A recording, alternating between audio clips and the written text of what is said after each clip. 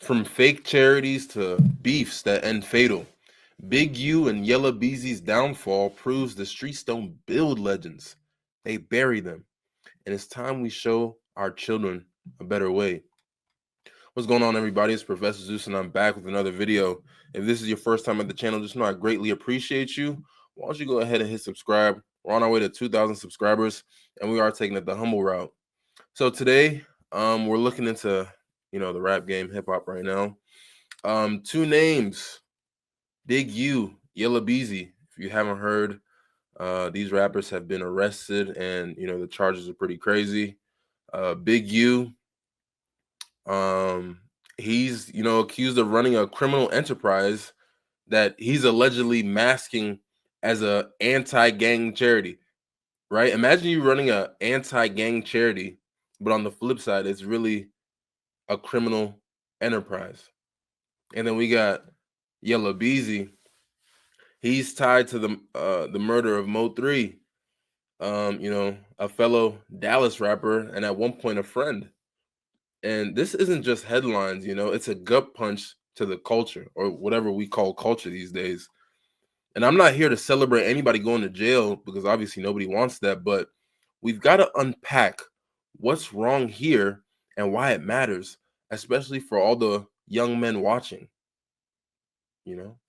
And obviously I'm interested in this because I have a son. So let's try to break it down, right? Big U, he's been a figure in the streets and music for years, and he's tied to the Rolling 60s Crips in LA. But he's also known for his work with an organization called Developing Options, right? Which was supposed to be something that allowed kids to stay away from gang life, right? And that sounds like a noble cause, but a lot of the feds are accusing him, saying this a front. They're alleging that this was a cover for a drug trafficking, extortion, violence, stuff that doesn't just, hurt his enemies, but it tears apart the very communities he's claiming he's trying to uplift, right? Then there's Yella Beezy, a Dallas rapper who blew up with the song That's On Me. He's been indicted for capital murder, accused of hiring a hitman to kill Mo3 back in 2020, right? Mo3 was gunned down in broad daylight. And the streets, they've been whispering for years that it was Yella Beezy and Mo3's beef that obviously played a role into his death. Now the courts are saying that there's enough evidence for Yella Beezy to pay for it. And what's crazy is these aren't just regular guys, right? Big U's, obviously he's been in documentaries. He's been known to associate himself with a lot of legends within hip hop. And just trying to give people a second chance in life. And Yella Beezy, he's got kids, he's got a career. A lot of people look at him like he's a success. And Mo3 is someone he came up with, right? And here we are. Allegations of betrayal, bloodshed, and fake charities that prey on hope, right? If this is true, it's not just a crime, it's a betrayal of everything that these men could have stood for. Now, if we want to be real, this isn't just about Big U or Yella Beezy. This is about a culture that keeps tripping over itself. Hip hop has given us so much, right? Raw expression, stories of survival, beats that, move the soul, right? But there's this shadow side that glorifies so many wrong things: street credibility over integrity, revenge over reconciliation, money over meaning. And I get it. Life is hard for a lot of people.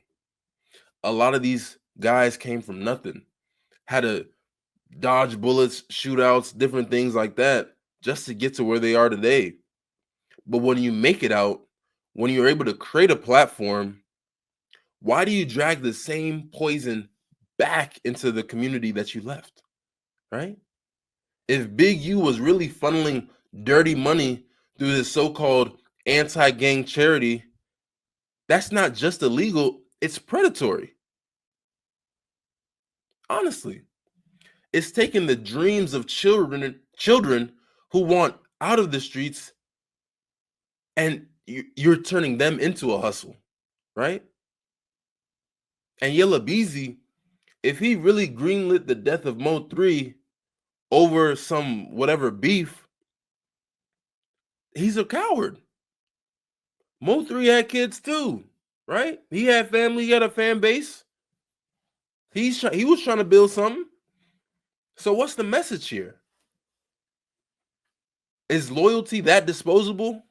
Do people not appreciate loyalty these days? Settling the score matters more than building a legacy? Is that where we're at with it? Is that where we're at with it these days? Right? Because this is what's wrong. Too many men in this game think power comes from a gun or being tied to a gang and not from lifting other people up. And it's literally killing us, literally and spiritually. The statistics don't lie. Black men are dying, they're young, they're locked up or lost to this cycle. I don't want my son looking at that and thinking it's the blueprint. I don't want him idolizing fools who'd rather destroy than create. And obviously, you guys know I make music too, right? But I'm using it strictly as an art form to progress the message of you and I verse, right? I teach you, you teach me, information, application, execution, right? Not execution as in killing people, execution as in when that time is right, execute on plans to get you to the next level. And nobody knows that these people are even, nobody knows if Big U and Yella Beezy are actually even guilty, right? The courts are going to decide that, right? It's innocent until proven guilty. That's obviously the rule. But even if half of this is true, it's an honest wake up call. We need more men to step up and be real influences and not menaces in society. I want my son to see me as his hero, not some rapper who's cool being handcuffed. I'm a father, I'm a husband, I'm a son, a brother, a hardworking businessman. All right? I'm not trying to be flashy. I'm just trying to be real. This is how I keep my family strong. How I purposely add to the community I belong in. Now, if you think about it, what if Big U had poured his energy into actually saving these kids? You know, obviously it's allegedly, right? Not just pretending to. What if Yella Beezy had squashed that beef with Mo 3 and collaborated instead of clashing with him? We'd have more music, more life, and less tragedy. Men like these guys have talent, the charisma to reach, to change the game. But too often they choose the easy route, the streets, the drama, the quick cash. Everybody's trying to claim a neighborhood that they don't own, man. You don't own whatever block you on unless you actually buying up the block. That's not your block. That's not your neighborhood. You just live there. You don't own it. So why do you act like that? And it's not just them, right? The whole culture cheers this type of mentality on. I'll never forget that Dave Chappelle skit when he was working at the McDonald's skit. Everybody at one point like started to hate him in like the skit.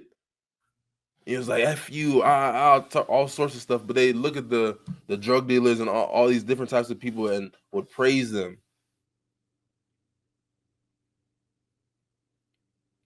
Our culture needs an extreme wake up call. I want my son to aspire to be better than me, right?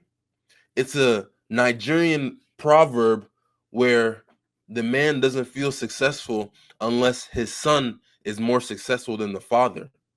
That's how I'm looking at it. That's how I'm trying to set my son up to be better than me, to be more successful than me, right? To see the real strength.